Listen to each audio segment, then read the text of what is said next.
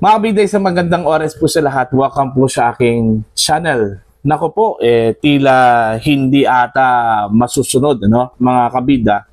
Ito hong utos po ng Korte Suprema, ano, na isauli po ng Marcos administration, ito hong 60 billion pesos po, ano, na pera po ng PhilHealth, mga kabida. Okay? Dahil hindi raw kakayanin na mabuo ito hong 60 billion pesos daw, ano, mga kabida. At sa halip, may panukala po, ano, na i-integrate na lang po ito, mga kabida, sa 2026 national budget, ano, ayon ho kay Congresswoman Janet Garin, ano, mga kabida. Tila tayo pa rin pala, ano, magbabayad do dito, ano, mga kabida.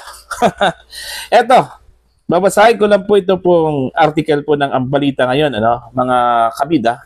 Ang sabi po dito, pagsauli ng 60 billion pesos ng PhilHealth via 2026 budget, mas mabilis. Janet Garin sa gitna ng batikos mula sa publiko. Ayan. Ipinagtanggol ni House Deputy Speaker at Iloilo Representative Janet Garin ang pagsasama ng 60 billion pesos na pondo ng PhilHealth sa panukalang 2026 national budget sa gitna ng matinding batikos mula sa publiko na nagsasabing tila pera pa rin ng bayan ang gagamitin panunumbalik sa ninanakaw na pondo. Ayan, so parang ganun din yung mangyayari po, ano, mga kabida. Tayo pa rin ang magbabayad ho sa 60 billion pesos kasi ho, doon ho kukunin sa 2026 national budget, ano? Alright? Para bang sinasabi po dito, mga kabida, na hindi ho kakayanin ng Marcos administration na ngayon po ibalik ito hong 60 billion pesos. Alinsunod po, mga kabida, no, sa utos po ng Korte Suprema. Okay?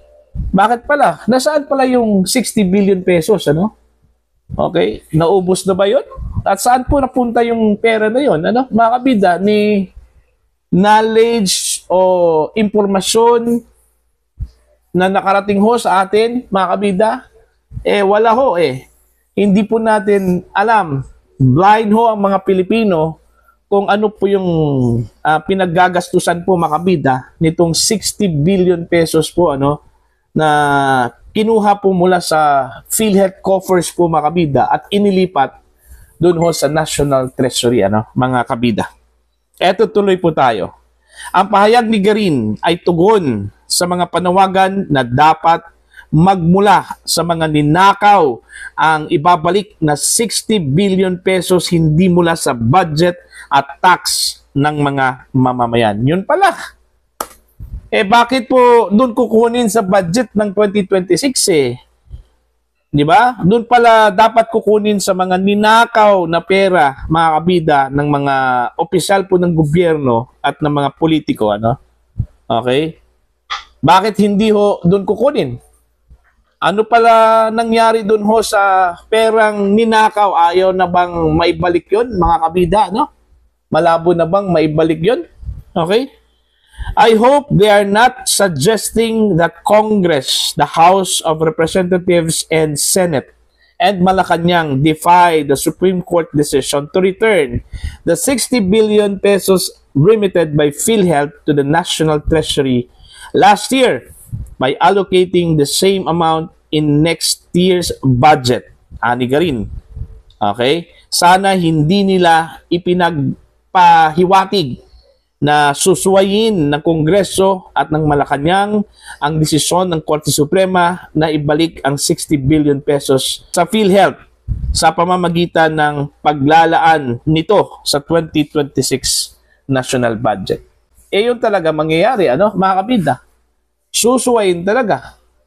Diba? Kasi po, ano ba yung sinabi po ng desisyon po ng Korte Suprema, no? Ang sabi po doon, immediately executory po. So, paano ho yan magiging immediately executory kung ang pagbalik ho ng pera po, mga kabida, ng PhilHealth, ano, sa susunod pa na taon? Mga kabida, hindi po immediately executory yon. Alright? So, doon pa lang, malalabag na po yung kautusan po ng Korte Suprema, no, mga kabida. Pinasasama sa budget para siguradong maibabalik sa PhilHealth ang pera ng mga miyembro kaysa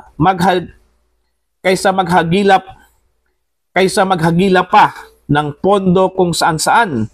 Mas mabuti na ito dahil ito ay perang malinaw na mailalaan sa PhilHealth sa pamamagitan ng batas. Giit ni Garin, mananagot pa rin ang mga responsable sa flood control mess, ngunit huwag dapat ipagpaliban ang pagbabalik ng pera sa PhilHealth dahil milyon-milyong miyembro ang maaapektuhan.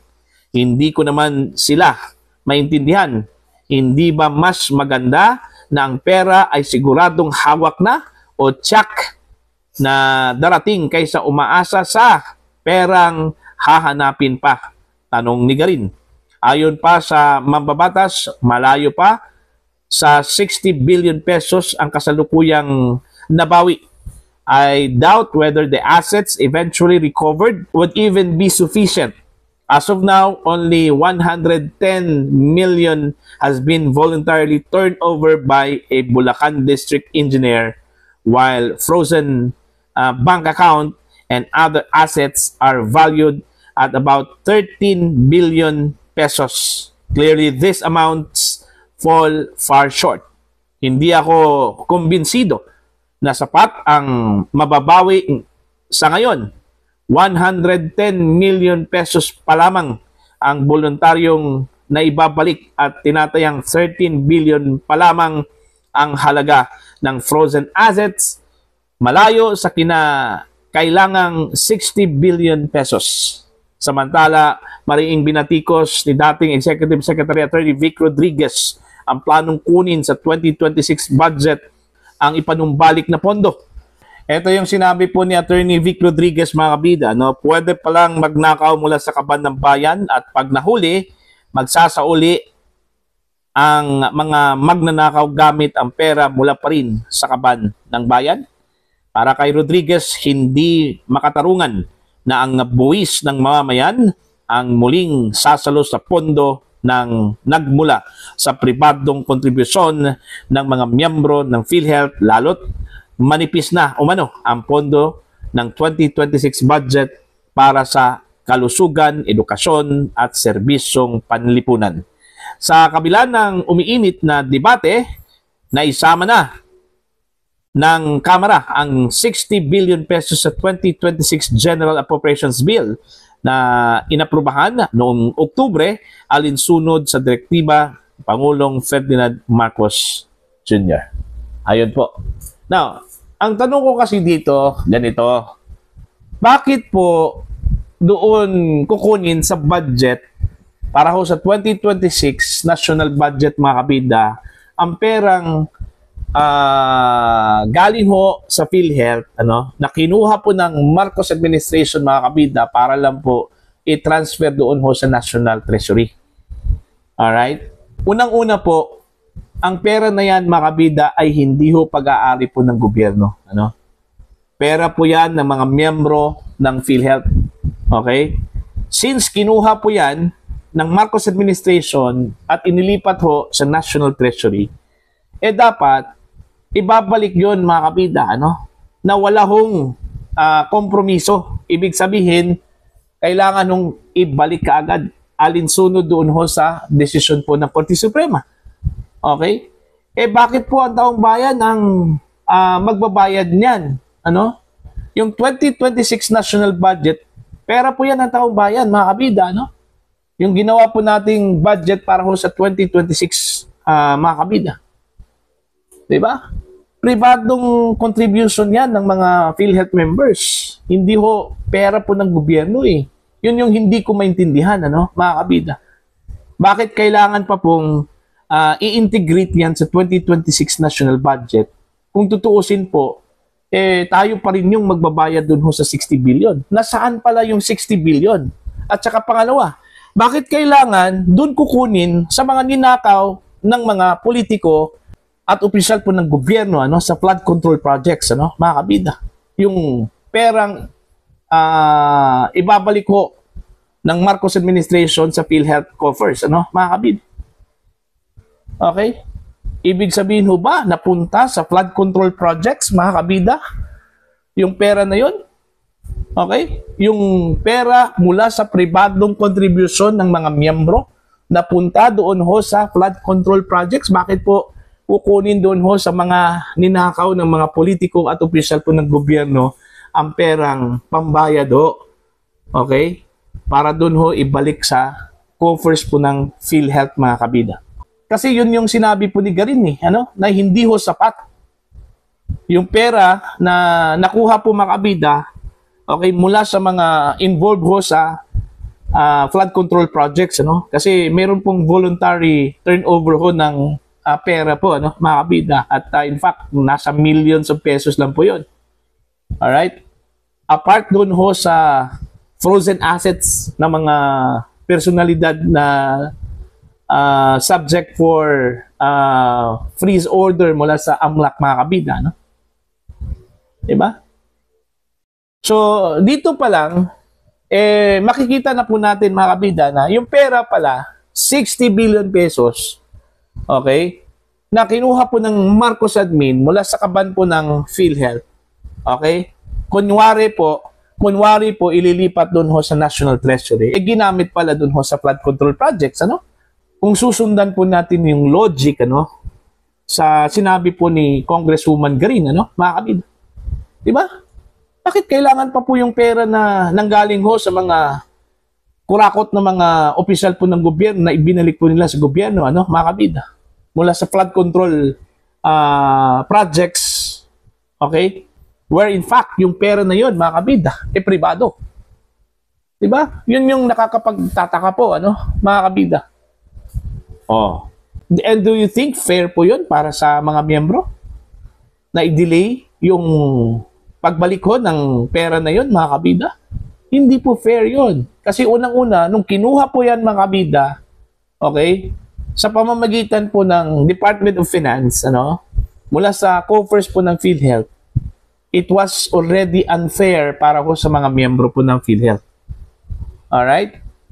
Tapos ngayon, nung inutusan po ng Korte Suprema ang Marcos administration na ibalik kaagad yung pera na kinuha, hindi ho may babalik po, kaagad-agad, mga kabida, dahil wala hong pera. Okay? Ubus po ang pera po ng gobyerno. So, kailangan hong idadaan muna, sa 2026 national budget po, mga kabida. Parang naliligo ho tayo sa sarili ho nating mantika, mga kabida. Diba? Ganun po yung dating Oh. Kinuha na po yung 60 billion pesos, tapos ang magbabayad, tayo pa rin. Kaya nga, nakakalito po ito hong Marcos administration po, mga kabida. Hindi po natin alam kung saan po napunta yung pera po natin. Ang dami hong pera, mga kabida, na kinuha po ang gobyerno, like for example, yung proceeds po ng gold reserves po natin, saan yun napunta?